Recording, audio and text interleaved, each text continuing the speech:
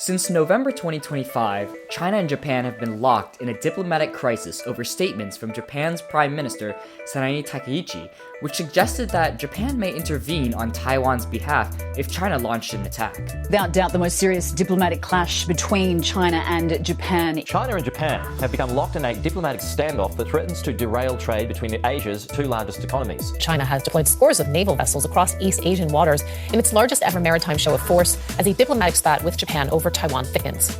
Japan's justification for military intervention is difficult to defend based on the United Nations Charter, while many of China's claims and retaliations run afoul in the same way. This dispute is unlikely to be settled on the basis of international law. Any reconciliation will require a concerted effort by both parties' diplomats to lower the temperature and kick the can down the road on an issue that does not have an immediate answer. So, what's going on between China and Japan? How are they punishing each other, and how does this play out in international law? Welcome to Bottom Line Up Front. Today is Sunday, December 7th, 2025. I'm Noah Tan, and this is BLUF number 5, Taiwan, Takaichi, and Troubles with China. So what's going on in this situation? In November 2025, newly elected Japanese Prime Minister Sanae Takaichi stated in its Japanese parliament that China's use of force against Taiwan could constitute a survival-threatening situation under Japan's 2016 security legislation. The invocation of such a status would be significant, as it would authorize the deployment of the Japanese self-defense forces and suggest that Japan may militarily intervene in Taiwan if China were to launch an attack. In response, China has ramped up military exercises in the first island chain, such as PLA Navy and Coast Guard patrols in the waters near the disputed Senkaku and Diaoyu Islands. Diplomatically, China summoned Japan's ambassador to warn against Japanese intervention over Taiwan, and issued advisories to its citizens to avoid traveling to Japan, which directly targeted Japan's tourism industry. And just today, Chinese military aircraft locked their radars onto Japanese fighter jets near Okinawa, sparking criticism from Japan and Australia. The diplomatic spat between the two Asian nations remains tense, with no diplomatic negotiations in sight to permanently resolve the crisis. But how does all of this play out in international law? First, let's talk about Japan's actions vis-a-vis China. We're going to first explore the legality of Japanese intervention in a Chinese incursion into Taiwan. Takaichi invoked Japan's 2016 legislation for peace and security as a justification for military intervention in Taiwan. In this law, use of force is permitted when three conditions have been met. First, an armed attack has occurred against Japan or against a close ally of Japan that threatens Japan's survival. The use of force must comply with international law and is based on the right of collective self-defense. Second, there are no other appropriate means to ensure Japan's survival. And third, the use of force is limited to the minimum extent necessary. Now, Takaichi's argument rests on Taiwan's geographic proximity to Japan, its vital interests in shipping lanes throughout its southwestern islands, and the collective self-defense of the US, Japan's only former military ally, should US forces operating in the region come under attack. Under Japan's domestic law, Takaichi may have a case, as she seems to have a somewhat clear distinction between what would constitute a survival-threatening situation. She notes, for instance, that a line of civilian vessels to block passage would not qualify, but, quote, if warships are used and other armed actions are involved, it would. While critics argue that such a statement contravenes Article 9 of Japan's constitution, which renounces the, quote, use of force as a means of settling international disputes, Takaichi would nonetheless be operating within the bounds of domestic authority under the 2016 security legislation. She may, however, run into obstacles regarding international law.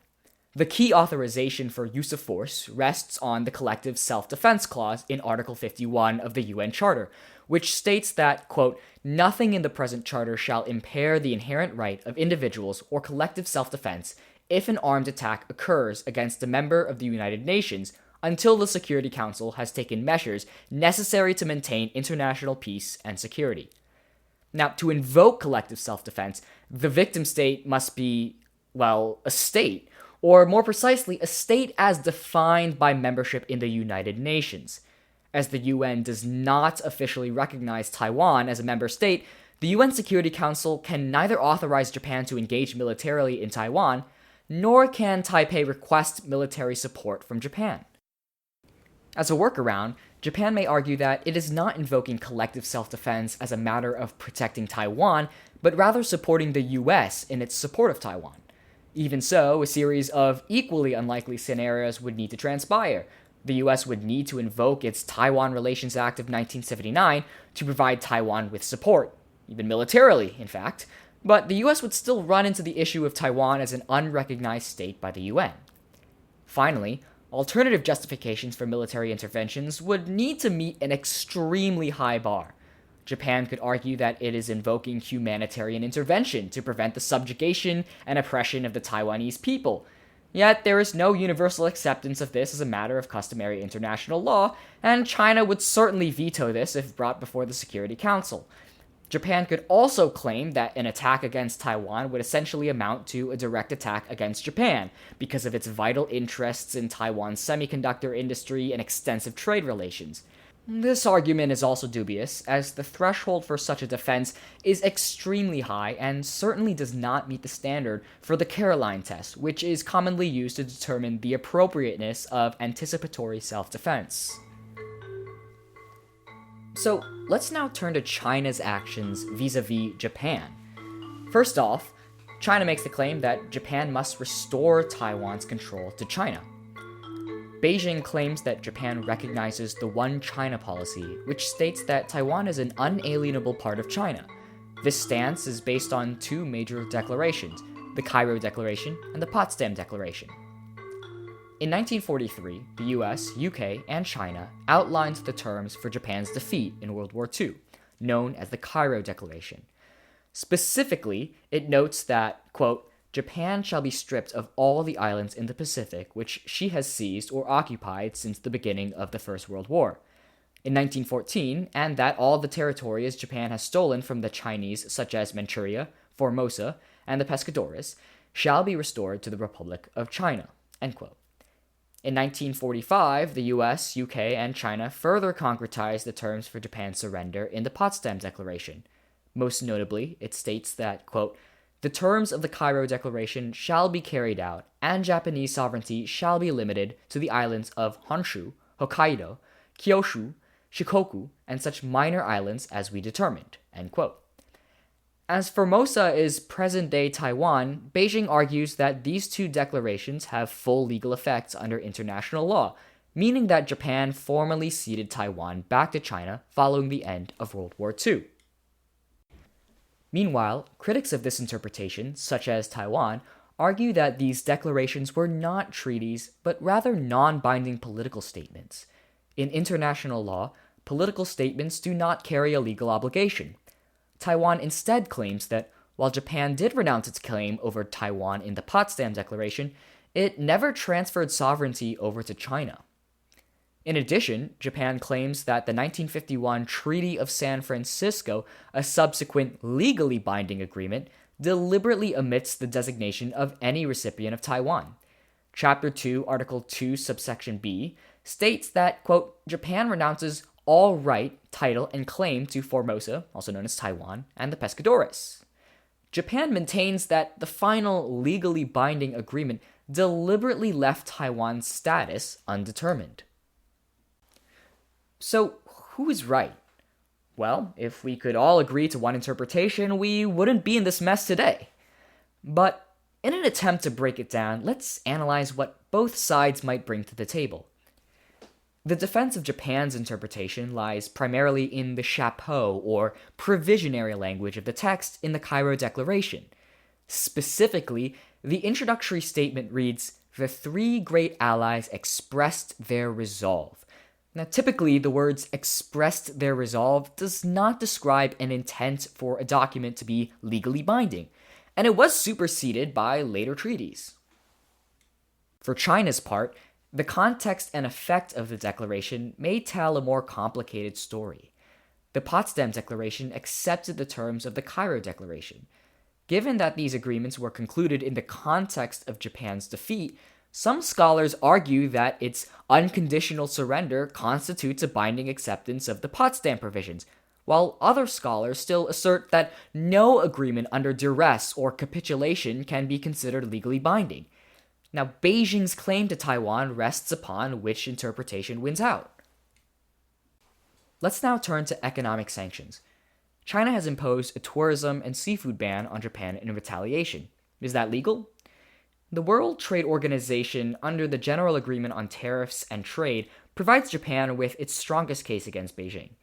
China's ban on only Japanese products likely violates the most favored nation provisions outlined in Article 1. And an outright ban or a severe quota on Japanese seafood also violates Article 11's prohibition on quantitative restrictions. Pundits in Beijing have also floated the idea of restricting rare earth exports to Japan, invoking Article 21's security exception.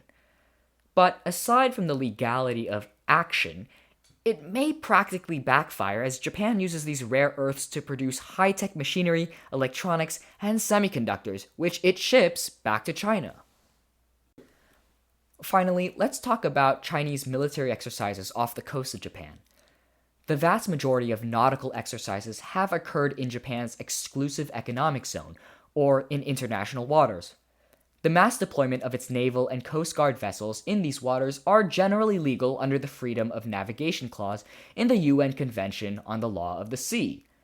But Chinese vessels have also repeatedly entered Japan's territorial waters, which may either be considered legal, innocent passage, or an infringement on Japan's territorial sovereignty, depending on who you ask.